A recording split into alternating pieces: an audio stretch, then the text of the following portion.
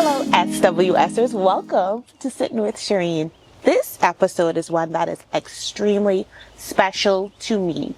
We are celebrating fathers. It's Father's Day time, and what we want to do is sit down and just talk about the love of a father, the true expression of the love of a father. And this is going to be a special tribute to fathers everywhere. Many of you know, if you don't know, my dad passed away about 14 years ago. And so the fact that I'm sitting here with someone who I view as a father is very special to me. So today we're going to talk. And I was able to meet this young man. His name is Dr. Srikanth Garikaparthi. He and I worked together for some time. And just being around him, I was able to admire how much of a mentor he is, how much of a teacher he is, and most recently, how much of a father he is to many of the students, many of the people who he works with, many of the people who he does not even know are watching and observing who he is. So today, help me welcome Dr. Srikanth Garikaparthi for our Father's Day episode. Welcome, Dr. Srikanth. Thank you, Shireen. Thank you so much for this privilege and honor. It's a beautiful first-time experience for me, sitting with somebody and talking about any particular topic outside of medicine. Yes, and I know that medicine is your heart and your love.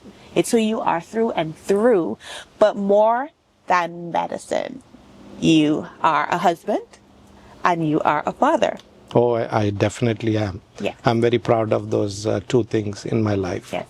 Yes. And it's evident. It's completely evident. So today we're going to talk to Dr. Srikanth about this aspect of his life. And I'm sure that it's going to come more natural than talking about medicine. I'm absolutely sure. I hope so too. Okay, so Dr. Srikanth, our first question. Many people know you as a surgeon, and he's a consultant plastic surgeon here in the Bahamas, and he has been influential, or you were the one who instituted the plastic surgery unit at the Princess Margaret Hospital some time ago. Correct.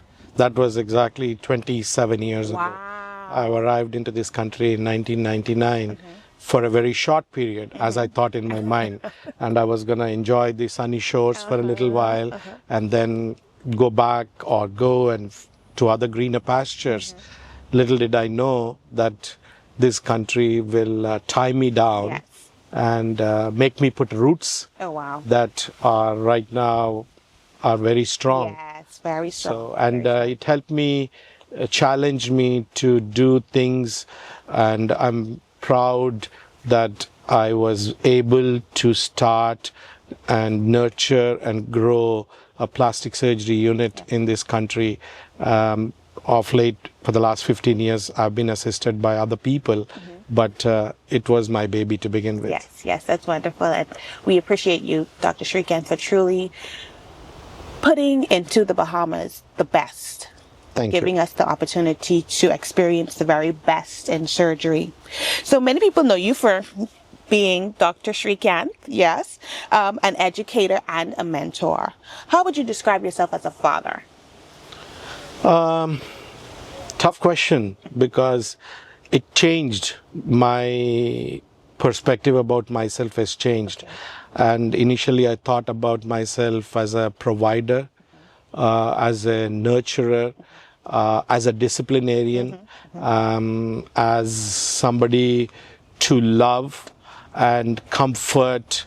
But these came in slowly as I grew into the role of being a father.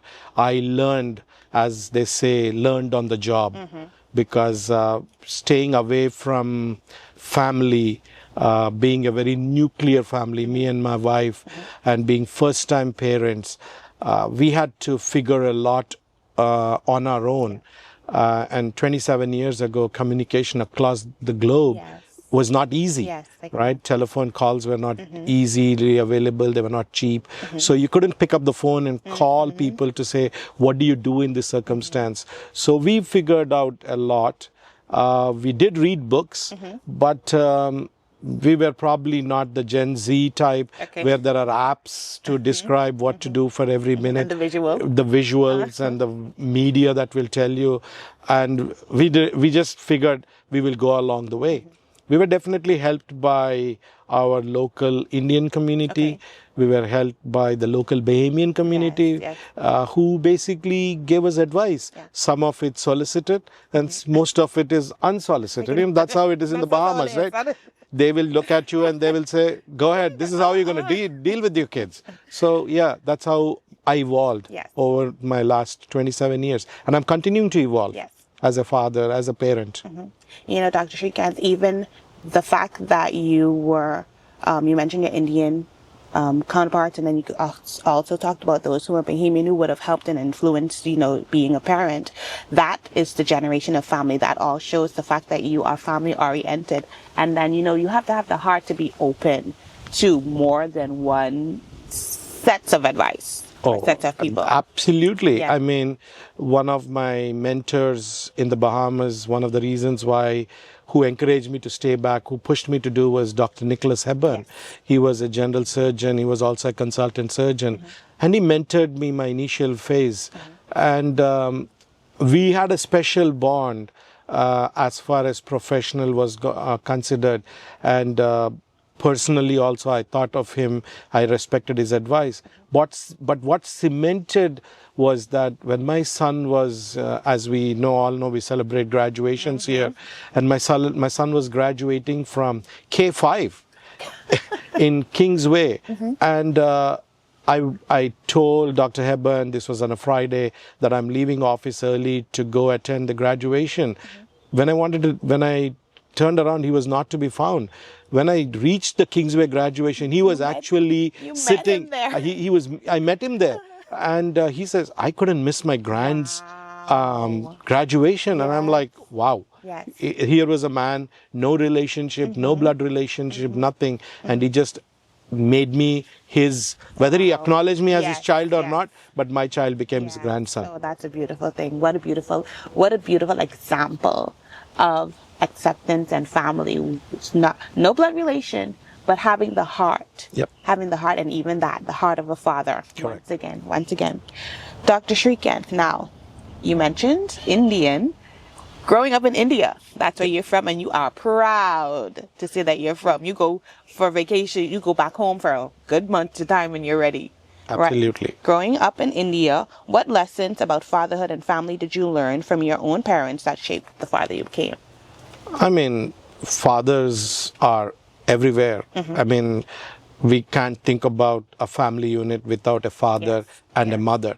And family unit is very strong, as is in the West, in most of the world, but especially in the eastern part of the world. And there was, if a father was absent in a family, it was either he was physically away on job, or he was not anymore. So we didn't really know about single parent families. In the time when I'm growing up, I'm talking about, I was in the 70s, the divorce rate in the country was just, I didn't know of anybody who had a divorce. So we didn't know of any single families.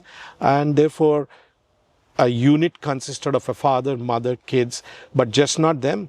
They were grandparents. We always had multiple families living together. So there were generational homes. So you had uncles around, your grandparents on both sets. So father was a very important figure, and my own father shaped my initial. He was a disciplinarian. He was a taskmaster, and he was not very comfortable showing, expressing love, which he's still today unable to. But we know that was his way of love, by him providing us whatever we needed at that point of time. And Doc, you mentioned the word disciplinarian twice, right? How do you kind of show the comparison or the connection between disciplinarianship and love? Is there, as a father especially, a lot of times, even growing up, my dad only had to look at me, right? And I'm like, that disciplinarian. Sometimes we don't equate the disciplinarian characteristic of the father with love. Can you say whether or not how they're related?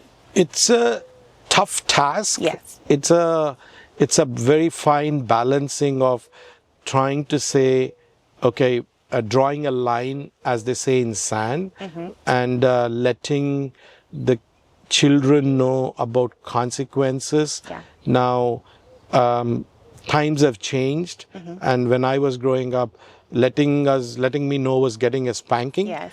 And that would instill a fear. I probably am. I'm ashamed, but I'm going to be truthful because we're talking about fatherhood. That was part and parcel of my being a father because that's what I learned. Yes. But thankfully, you learn. I had a spouse who did not do that, and my wife really encouraged me. She told me there were many other ways to discipline kids, and I learned. Yeah. And so that became less, and therefore you knew to show them love when it mattered the most, support them. But as you said, yeah, when I would open my mouth or say something, my kids knew this is it. So the same thing that I knew from my parents, both my set of parents. Yes. And in my family, my mother was probably a bigger disciplinarian than my father. I can imagine. Yeah. I can imagine. But truthfully, now, in retrospect, now that my father is no longer here, even in the moments of discipline, I realized that he was setting a foundation so that my character would be intact, that I would have integrity. That would be something that is intact. And a lot of times, like you said, it's not the same now. Discipline back in the day was a spanking. We didn't see that as love then, but now I know that this is wrong. And I spanked you because I loved you enough to let you know that this is not the way that you should go and this is not something that you should do. So today, discipline is love to a certain degree. Okay, fathers show love in different ways. And even Mrs. G could, let us know one time when putting a plug in here for her to come and sit down with us one of these days. But truthfully, that's just how fathers show love. In various ways. Correct. Yeah. I mean, we have different ways. Now we communicate a lot, and we could explain a lot more to the kids, and we can have discussions about what is right and what is wrong and what are the consequences. And I think kids do need to know when they're growing up, for every action there are consequences. Yes. Some are good and some are bad. And I would say every parent has to figure out what is it that will work for their family structure. Yes. What is important within their family constraints. It's not the same for everybody. Yeah. So I don't freely advise people. And even when somebody asks me, I will say, this is what I did, but you will have to figure it out. Okay. Yeah. Good advice. Very good advice, Dr. Srikanth. Now, when you became a father for the first time, what surprised you the most about the experience? So interestingly, when I became a father, I was not there for my son's birth. Okay. I was in the Bahamas. And I moved out because this was a job opportunity. I came, my wife delivered in India, and I did not see my son for about 4 months. Oh, really? Right. He was born in October 99, and I was in London, England, to do my exams in January. My wife was in England, but she was with a sister in a different town. And I told myself that I wasn't going to meet my son until I passed my exams. Okay. So, and when I did got my exams and I passed, when I met him, it changed my life. I was until then a student for life. Oh, wow. So I did my medical studies, I did my surgery residency, I did my plastic surgery fellowship, I did my hand and microvascular fellowship, and I was about to pursue further training. Yes, and the one time when I saw my son, I realized, oh my God, I have a family, I have responsibilities, and that's it. Next thing I said is, this job is important for me. I need to provide. And the first thing, as I said, provider, and I wanted to be a provider. Yes. Wow, that must have been such a beautiful experience, just seeing everything, seeing why you did what you did. Correct. As a student for life, now transitioning into a provider, because I have this life to now ensure has what it needs. Yeah, I brought this. Yes. I brought this person into the world. He did not want to come in, so I have to make sure that I provide him Yes. whatever is the best of that he deserves. And so that was the thought process. Wow, that was wonderful, and I'm sure that that was such a beautiful experience and coming to that truth. So, Doc, now you had a son and a daughter. Yes. How would you describe the bond that you shared with each one of them?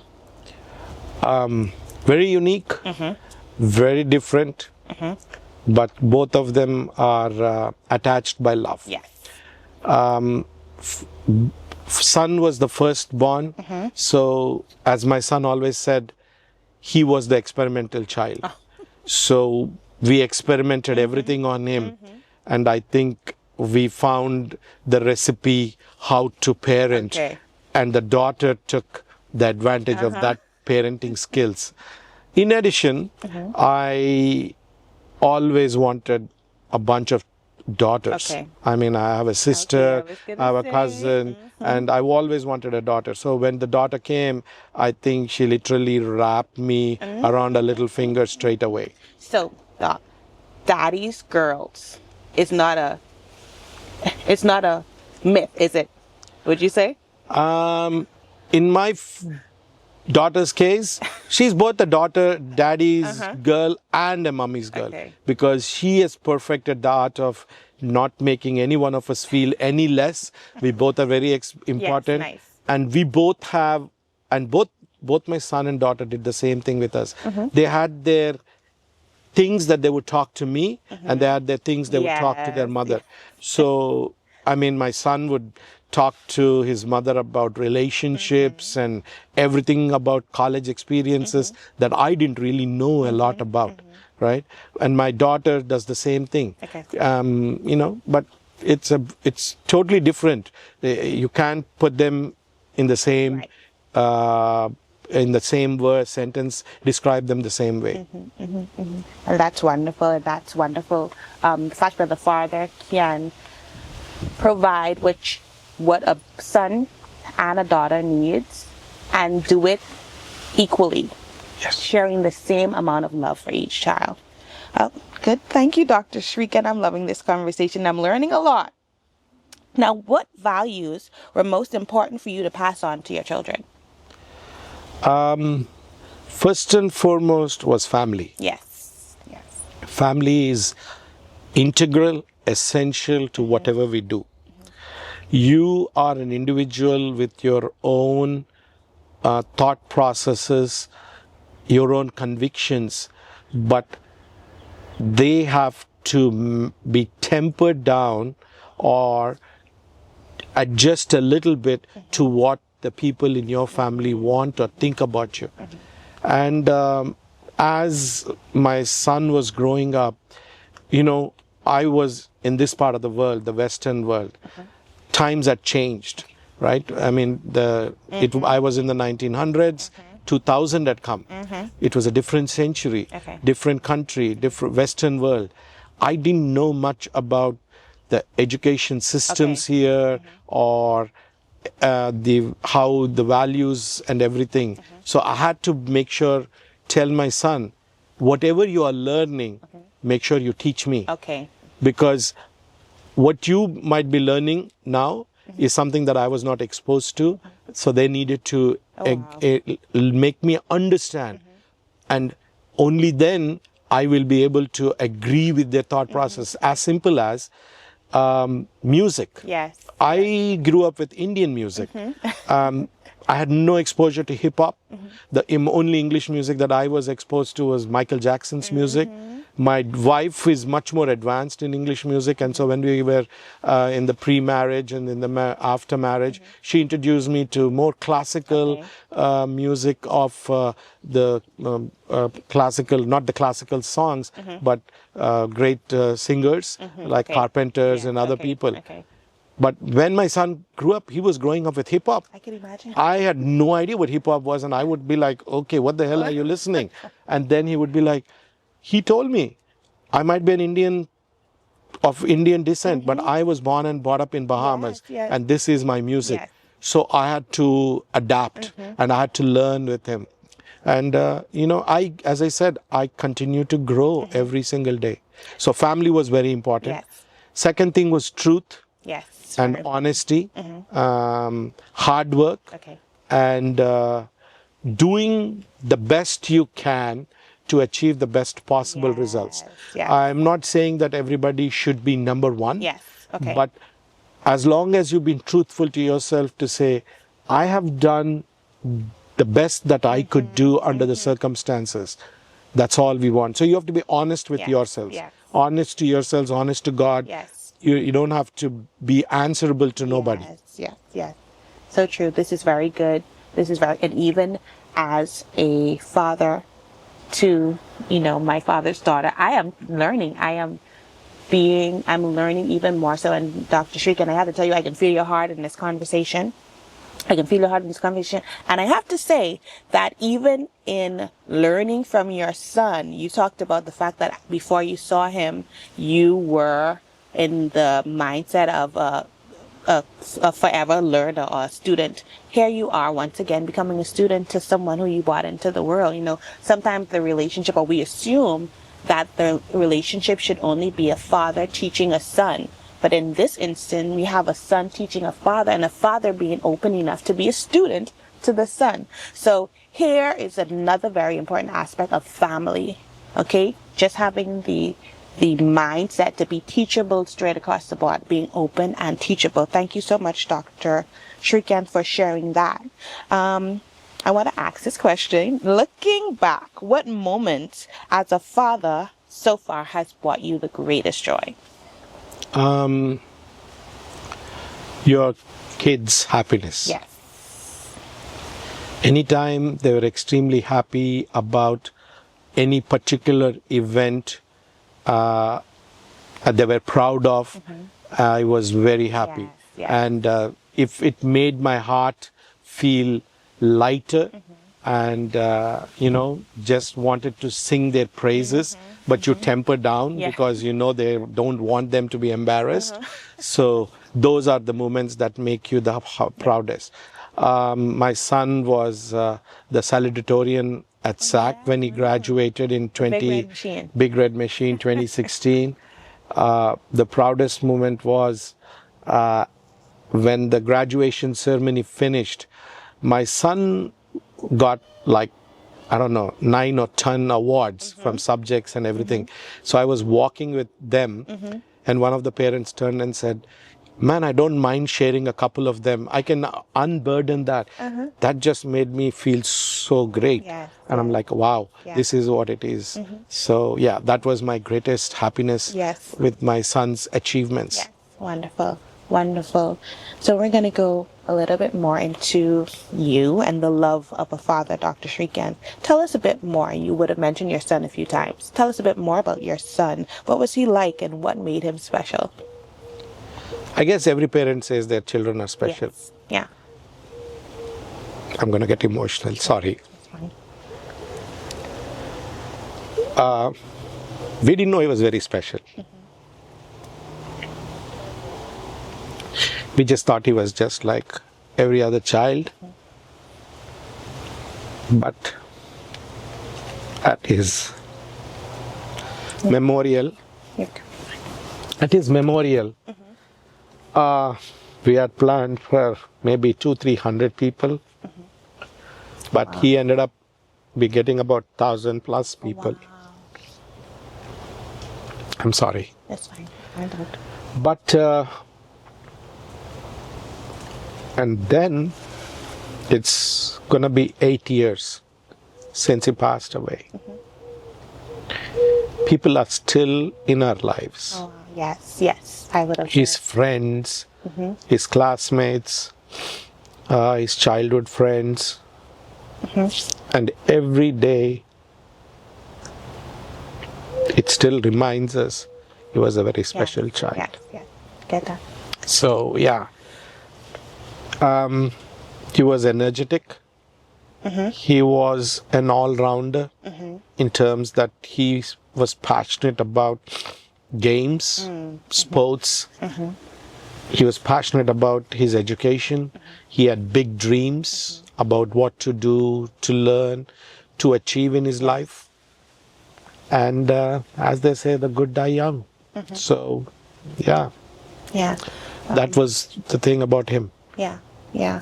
And I noticed that you wear a pin every single day to show his presence with you. And even when I visited your home, there's a big mural on your wall that even in the story that you would have shared when we walked into the yard that afternoon for our Christmas party, I would have seen how special he was. Yeah, he had a special place Yeah. in our heart, in everybody's heart. And he left a lasting impression on everybody that he touched. And so I can only celebrate his Yes. life. Yes. And I'm going to celebrate his life Yes. for the rest of the time that I'm going to live around. Yes.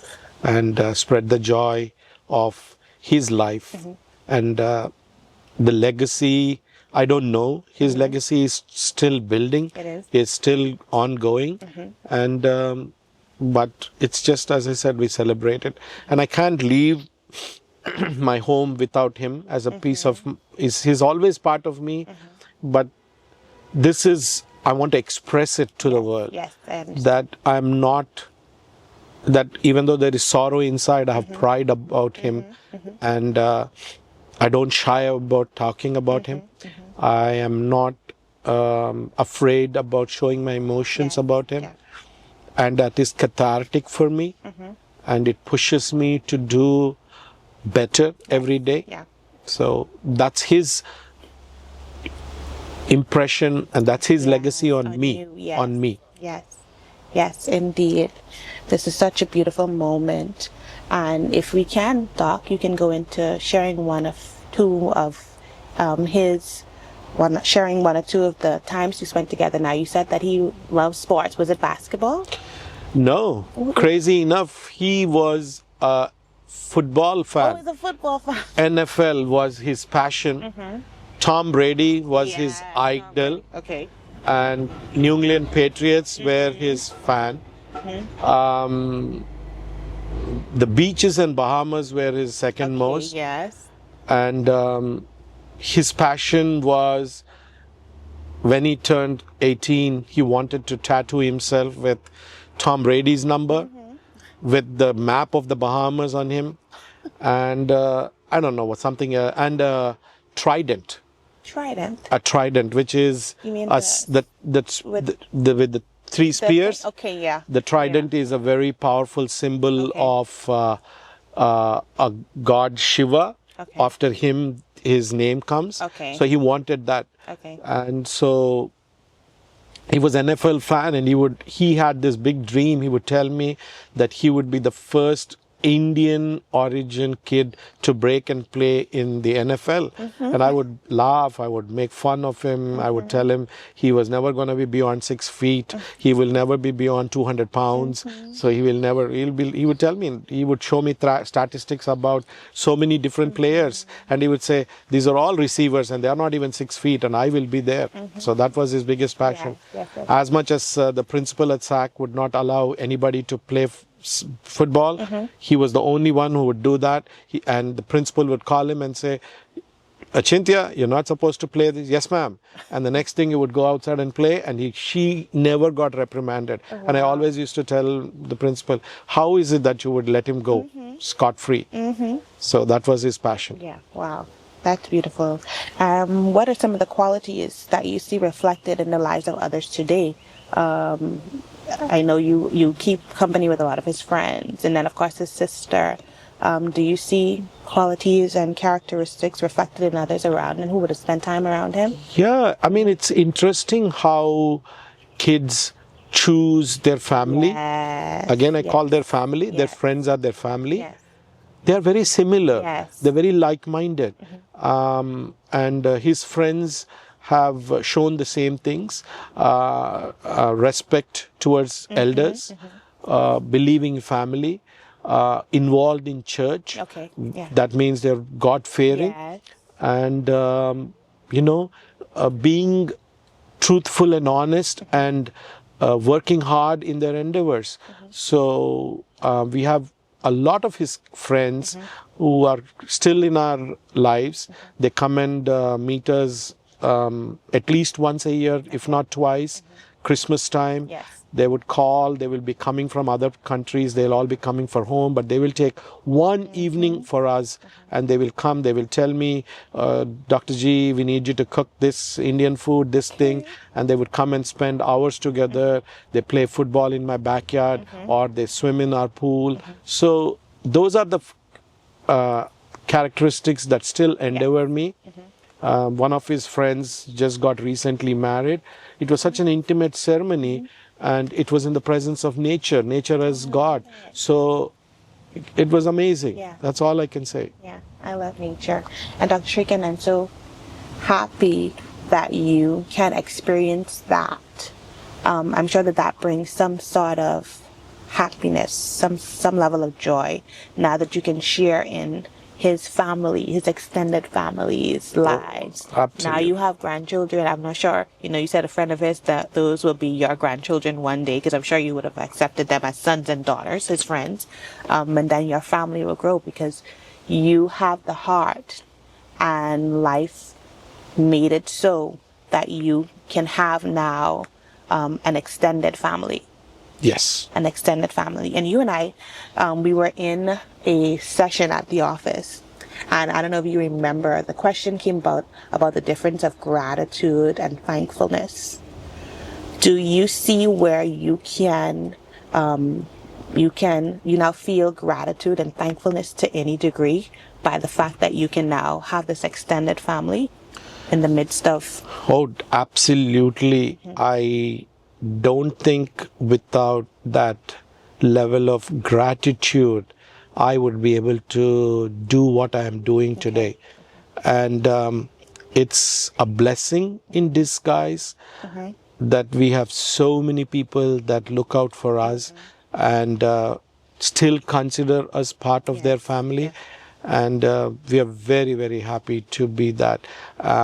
It almost feels like my son is saying to me, to my family, to my daughter, hey, I'm not there, but I'm still there. All of these little pieces are people representing me. Yeah. So yeah, it's very, very, very fulfilling. At the same time, there's an emptiness that can never be filled, but memories make it worthwhile. Yes. So now we would have spoken about his friends and his friends you now have relationship and you've been able to maintain them over the years. What has that connection meant to you as a father? It just makes me feel it's fulfilling. Yes. When your friends, your kids' friends call you Pop. Yeah. Right? They say Papa, and I'm like, okay, I'm tuned to now.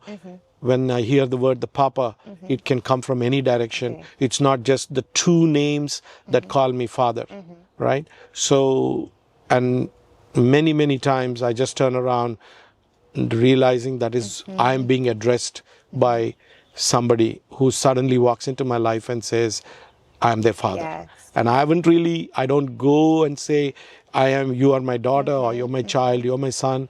It just, they automatically say that. Yeah. And so I'm very honored to be bestowed upon.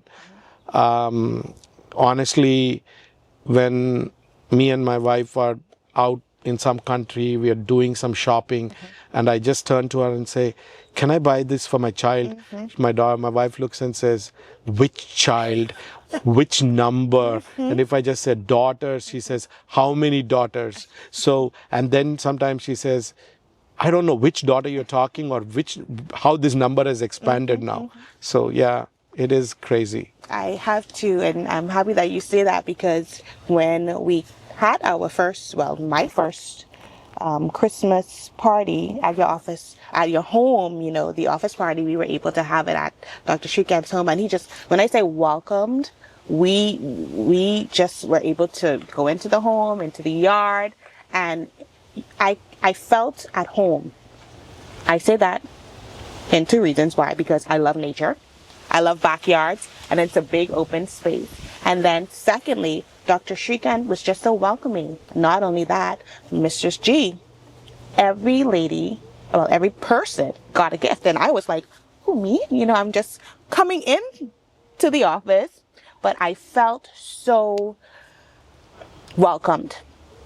And I see now that Mr. G had a lot to do with that because, you say which daughter, and it was just very heartwarming. I felt that I belonged. That one simple act made me feel so welcome to be a part of a team that I'd only been there for maybe about 2-3 months. But I was acknowledged as a member of the family, being able to be open and welcomed into the home.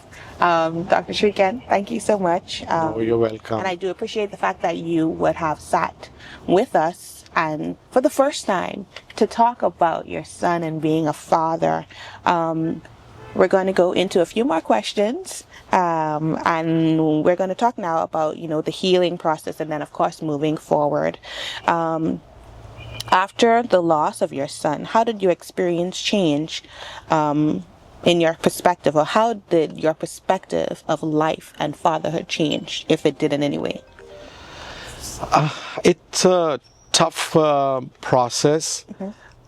One of the things, again, I have to acknowledge my wife's Yes. role in all of this.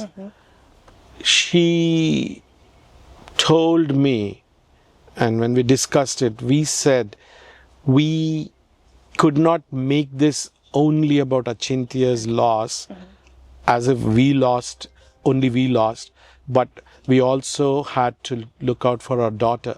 She lost her brother. Yes, She yes. lost her close confidant. Yes, okay. And we now had to focus on her too. yes. But again, at the same time, not overwhelm her, Yes. because you tend to do that. Yes, One person. yes, okay. So we had to find that mix where, and again, amazing child that we have, the daughter. She was rock, and she stood firm. She was in a final year of high school. She continued with her studies. So that gave us strength when she said she was going to start school. She was going to go back, and she didn't want to take a break. So that kind of said, okay, we had to maintain some sense of normalcy. It was my wife, it was my daughter, and then it was my medical students at that time. yes, I am a lecturer at the university, and for 3 months I didn't go to work. I wasn't teaching anybody, and my students who started their rotation when I was their boss walked into my house. That was my time. I have 2 fixed times with them, and they just walked in and said, we're just going to study in your house. They didn't even tell me anything. So they just slowly drew me out of my shell and made me realize that I had other things in life to do, and it was a gradual process. You can never get over it, but as somebody, one of the other parents who reached out to me, who lost their own child, they told me, it's not that you will get over it, but your ability to withstand the pain becomes better with time. Yes, okay. That's the thing that's going to get better. The loss, the pain is always there, but your ability gets better. Yeah. You become more stronger. So we see that grief affects everybody differently. And in this case, you had a community of family who was able to help you get back, more, for lack of a better term, back on your feet again. What will your personal journey of grief teach you about yourself? What did it teach you about yourself? It taught me that I always knew I'm a doer. I had goals in mind and I want to achieve those goals. But after this thing, I did not have any goals. Okay. I only wanted to do the best Okay. on that Yes, moment, yes. in that time, Okay. and not worry about what is going to happen tomorrow. Okay. Do whatever it is within my powers and not worry about anything else. Before that, maybe I planned a lot, I thought about a lot. I started to give up a lot of that process. It's still very hard for me, Yeah. knowing how organized I am. You are. But it told me, and then, as you rightly pointed out, everybody's journey through grief is very different. My journey through grief still makes me do things that my wife looks at me and says, why? But I do them. I keep myself busy in the hospital work, in the teaching work, in the community that I am. I play different kinds of sports. People have included me. I'm on my own personal fitness journey. So all these things I do. And I am always appreciated everybody around. But two things that my son taught me.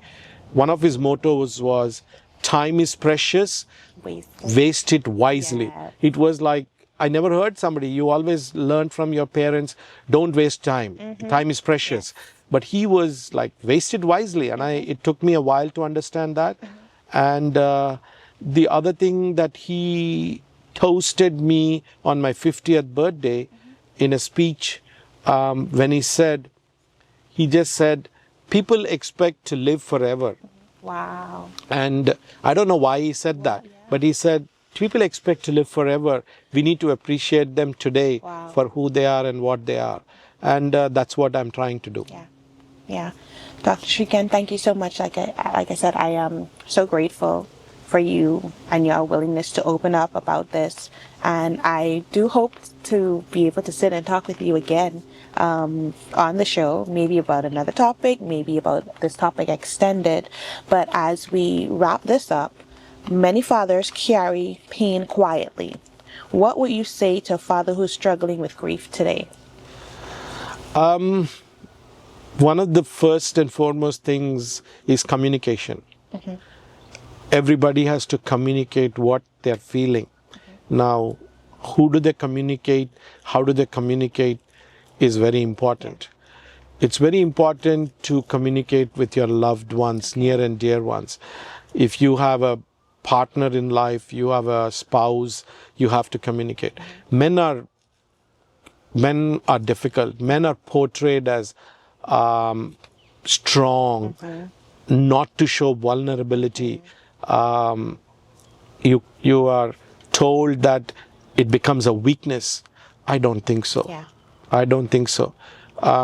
We can cry, we can laugh, we can share our pain with others, but at the same time, we can also show our love, right? My students, a lot of whom have adopted me as a dad, they all tell their next generation of students when they come along, they hear these scary stories about me. They say, don't worry, it's tough love. Yeah. He is tough love. And I think that's what. Even I would always tell my wife, I need somebody to go and unwind myself with. And I'm lucky that I had a close friend in the Indian community. He's an elder person to me. I considered he's my elder brother. Okay, yeah. Arvind is his name. Okay. He took me out on lunches every month right after that. And I could sit with him and share my pain, share a drink with him. He tried to teach me golf and I could never find the time to play. And there are other friends, a friend of my age, another person, they would wake me up at 6 o'clock in the morning on weekends. I'm always an exercise person. They say, let's go for walks. So we would walk 5 to 8 miles. And as a man, I could tell them what it is. Yeah. And they would all shed a tear. Yeah. And that was very, very powerful and cathartic for me. Yeah. So to any person, men especially, fathers, I would say, open up, Yeah. talk, and it's okay to be not okay. Yes. Yes. Sitting with Shireen, SWSers, you would have heard it from the doctor himself. The doctor who has been able to be a father not only to his biological children, but to so many others. He spoke about the friends of his sons who have become family, who have become sons and daughters. He spoke about the medical students who he teaches, who once again have become sons and daughters. We want you as a father to know that it is okay not to be okay, to communicate and express your love to those around you. To coin the phrases, time is precious, wasted wisely. We don't know whether or not we have another day, but show and express love to those around us as best as possible.